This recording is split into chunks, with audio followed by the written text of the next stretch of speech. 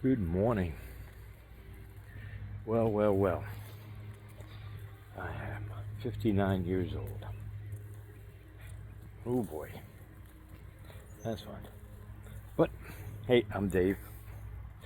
I like taking you guys on these walks with me as I try to improve my health. And while I'm doing that, I'm losing some weight. I've been around the 179, 180, 178 range for a little bit, a couple of weeks now. So trying to switch things up. I went to OMAD, 1 meal a day. See if that's helping. I've just finished. This is my first week of it, but I had to make some changes in it because the timing wasn't right. I wasn't getting some good sleep. So today I want to talk to you about OMAD, 1 meal a day, and give you some hacks on that. Now, what I am learning and what I've learned about OMAD is that you get a lot of benefits from fasting, right? And your body is burning ketones longer, depending on how you do it.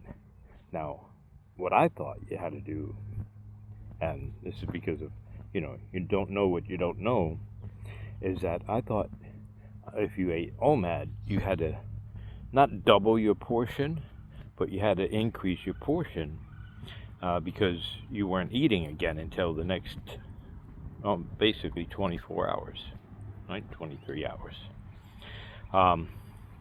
But that's not necessarily true, because if you're to get the best thing out of it, and depending on what you want to do, is I want to use it to produce more ketones and have my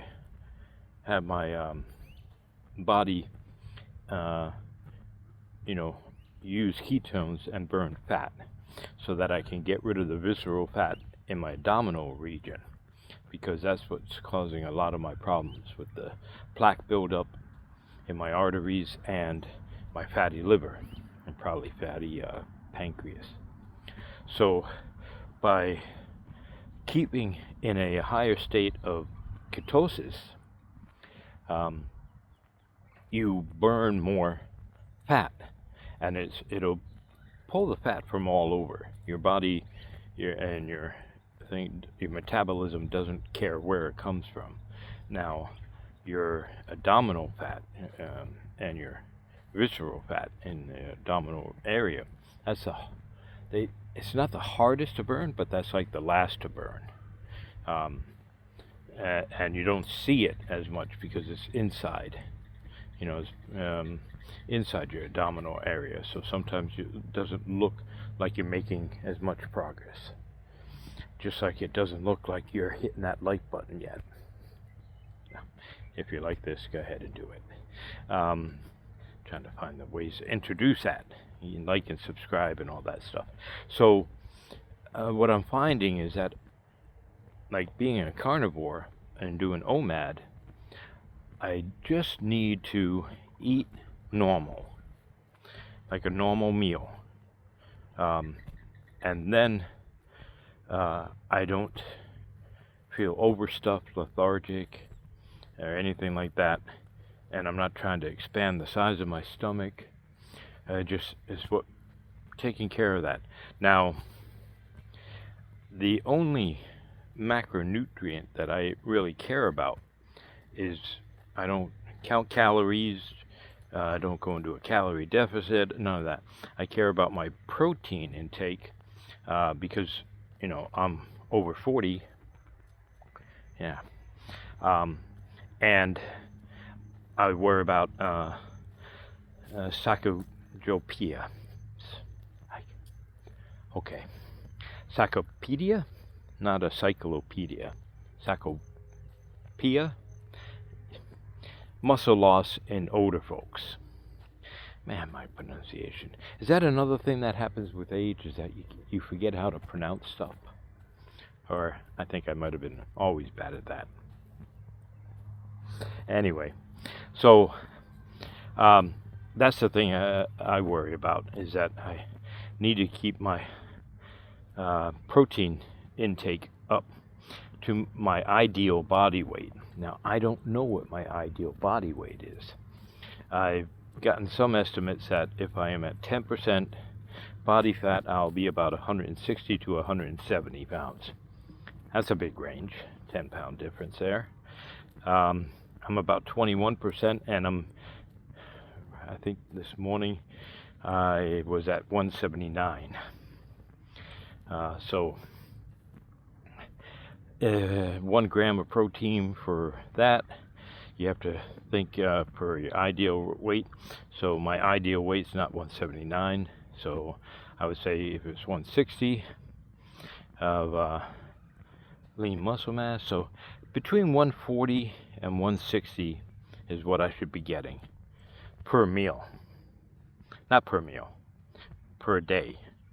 So you can do that with the things, but on OMAD, it's pretty much per meal. So that's what my biggest concern is. That's why I was eating much.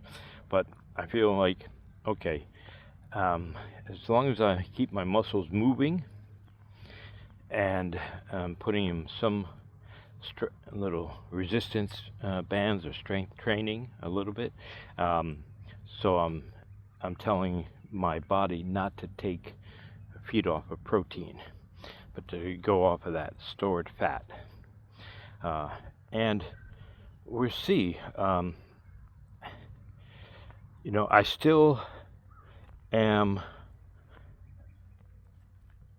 What's the word? I'm not convinced that OMAD will get me through this slump, this stall in my weight loss. But I think it will help me in my goal to reduce my visceral fat. Does that make sense? Because, I'm not as concerned for my weight loss as I am for my visceral fat loss, because that's what's going to improve my plaque in my arteries and my fatty liver and all that stuff that goes with it. So that's my main concern now. So that's where I think OMAD is keeping me in ketosis longer. So I'll give that a month and see where it is and see if that has any direct correlation. But that's where we're at right now. What do you guys think about OMAD? Are you for it? Against it? Let me know down in the comments. Oh, I got my St. Pete, Florida Beach, Florida shirt on. So I'm nice and bright today. And it's amazing. I can barely see this in the house, this text anymore. But out here, you can really see it good. Okay.